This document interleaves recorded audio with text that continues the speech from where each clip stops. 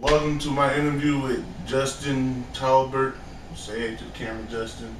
How you doing? Yes, I'm about to interview you about your martial arts stuff and all that. What got you interested in martial arts in the first place, first of all?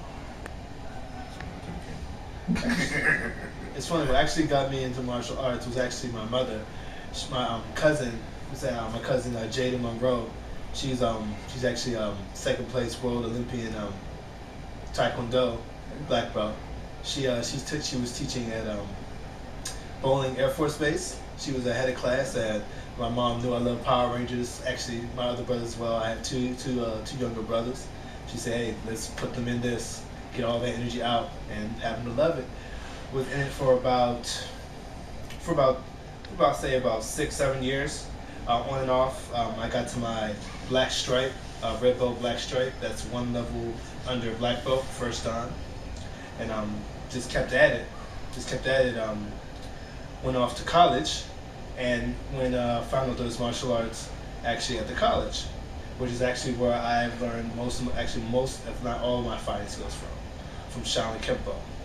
All right. All right. So, who are some of your influences? What martial artists is some of your influences for doing this? Definitely, I have to say my teachers, my cousin, also my dad. My dad was my instructor when I was in Taekwondo. Mr. Kevin Warner, he is my instructor in Shaolin Kempo. That's karate, and actually right now I'm taking Muay Thai, and there's lots of it. It's a very, very good school, Beta Academy. You probably heard of them. They actually do a lot of fights locally. Actually, the UFC fight, we're gonna go just give our support because some DC fighters are coming. DC fighters are going to be in UFC. UFC's coming to the DC area for the first time, so gotta hype it up. We have to go support our people. Yeah. You think you might be interested in doing UFC eventually? I am interested in doing mixed martial arts.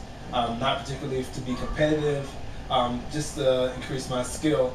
If it comes to that level, if they feel and I feel that I could get something out of it, I can get better and better because the more people you fight, the more you learn.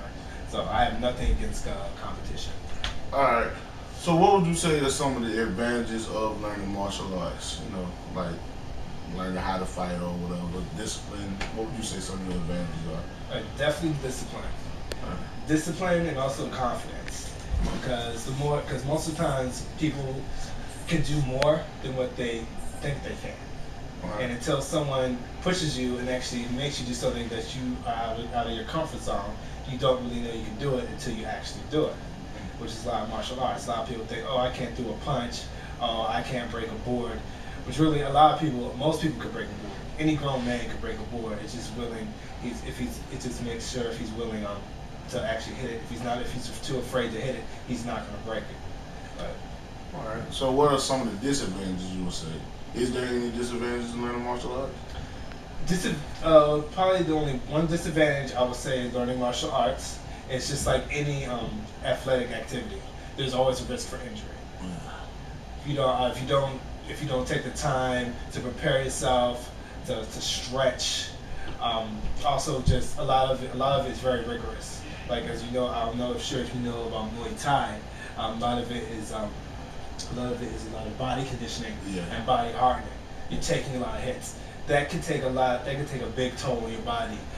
Maybe not now, but down the road when you start to reach about 40 or 50. This isn't too common in America because we've learned to take care of our bodies and we don't have to go as hard. But also in Thailand, because Muay Thai fighters, they start training when they're young. And a lot of them, they retire when they're early like 30s, because it's just so much conditioning to their bodies. So that it's not safe for them to continue as hard as they did before. All right. Well, thank you for the interview. We're going to see some of your moves in the next cut. So, thank you, Justin. Say bye to the camera or whatever. You know. Bye. All right. Thank you, sir. All right. Okay, first we're going to just discuss basically what happens in most self-defense. This is Shaolin Kempo. Big guy versus little guy. You're fighting. most fights, you can take different martial arts, different styles. Well, thanks to MMA, it actually show what's the most practical way of fighting somebody. And most of the time, it's just straight up. Boxing is very reliable for the hands. Even in Muay Thai, they used to fight out here because they used to have elbows, but a lot of Westerners were coming over and just going straight through, straight past their guards. Because they are already out here, they couldn't block. They weren't fast enough because they were so used to grabbing somebody and kneeing them or elbowing. But just like in a street fight, the first thing you do is put up your boots. Now, I'm pretty sure the first thing you notice is his obvious reach advantage and weight and height advantage. Now, the thing is, it's just like in boxing. You go straight in and straight out real quick.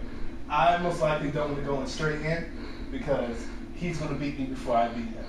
He's going to hit me before I hit him. So what I want to do is I would like to move angles. It's just like when they talk in boxing. You don't just stand still. You move. Go to the outside, go to the end, and I'll punch. Because he's going to be coming straight at me. The last thing I want is for him to get close to me and grab. So probably one of the best, most common punch is the jab. That's to be straightforward and out. You bring it as fast as you can, but you bring it even faster back. So you snap, you bring it back. The thing about what's great about the jab is you can do the jab, you can fake, or you can even mid and go into a hook. So that would be the best thing. So throw a punch. See how I move to the side? That's the only way I'm gonna get around his reach advantage. There's no way. Unless I'm so fast I can hit him before he even extends, I'm gonna have to go to the outside. Also, another thing that I have that a lot of our martial arts practice, which is most common, is the kick.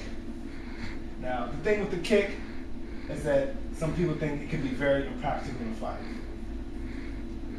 That in a way that in a sense is true, but it's only on your target, only if you know how to use the kick and where to hit the kick.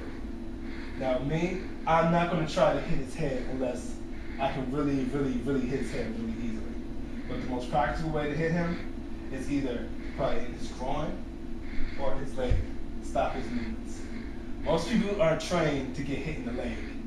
So they're gonna be stunned. You're gonna be stunned and surprised just from me hitting him in the back of the leg and the knee, or even in the top of the leg.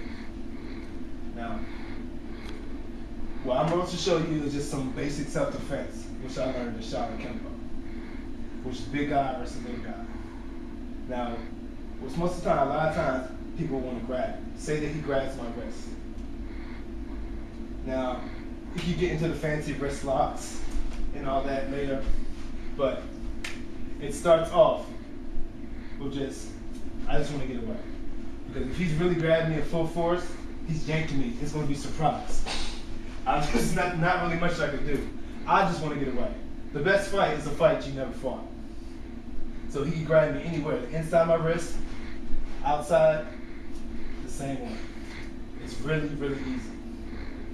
And also, I'm also going to bend my knees, get my weight stable, so that he can't throw me off my feet.